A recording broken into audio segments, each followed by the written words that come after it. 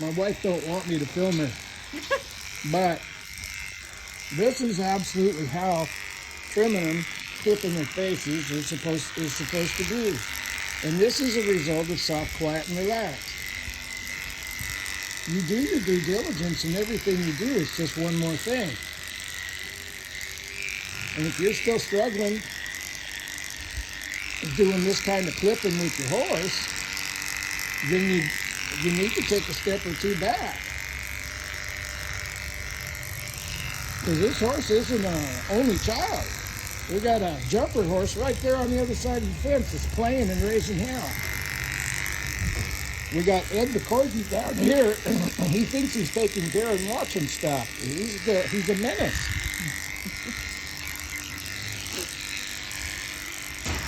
But when these horses learn to trust you, the sky is the limit. Even when you do a bad clip job. Even a bad clip job, yeah. But you see how this old mare's, look at this old mare's eye. It's relaxed and soft because this mare knows that everything that we do is just one more thing and it needs to be done. That was Ed the Mighty Menace causing his collar to go wow, out. I'm going to have to clip her whole face. Well, it's all right. She has a show tonight, and she kind of wants to take a little bit of face hair off. I know it's not FEI approved, but... Oh, we're not FEI. We're not FEI. And there's things in every world that are unique to that world. And this mare's job is to go into the world that Andrea goes into and do the best she can. And this is part of the deal.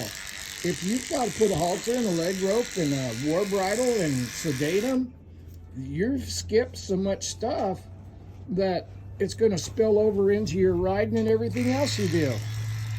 Now, Ed?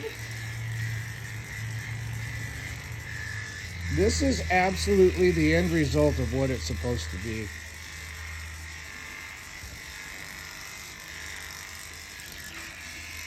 Don't get in such a hurry to get done that you forget to start right. That's kind of an issue. This old mare's going Yours into... are a little different. They take a little longer. She's not real happy with it, but I sneak in there when I can. Don't make it a big deal. Me and my wife been married forever in 72 days, and we still don't really agree on clipping ears. But God bless her, she runs this outfit. I just work here. But we do not shave them. We don't shave them. We've come to a middle ground where getting them long hairs off the outside, it really suffices for most of the stuff we do. Her and this mare are going to go to a quarter horse show in Las Vegas. And I got to stay here and do chores. I would imagine she will clip those ears a little deeper than what I would suggest, just because of that world. I kicked old Ed in the butt.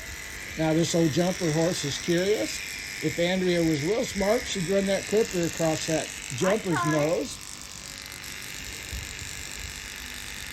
And this jumper is an FEI horse, so we're not going to take a bunch of hair, but that curiosity is something that we need to cultivate. He touched it. And he touched the clippers, and she didn't take a big old chunk out of it.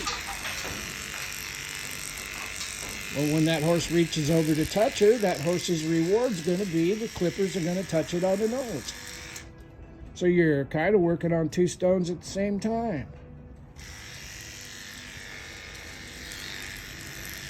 And my wife's attacking the ears violently. But if this horse won't allow this to happen, back up a step and make it a good deal.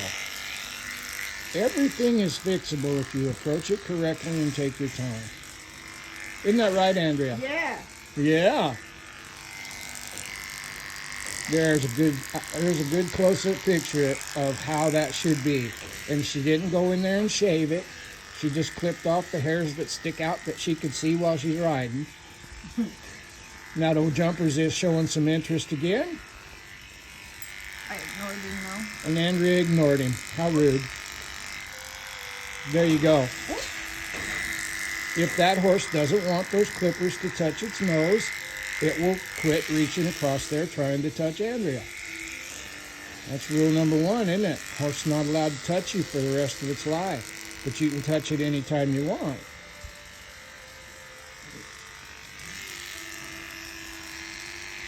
And obviously that rule pays off. Are you done, Andrea? I am done. That's how easy it should be, folks. Bye.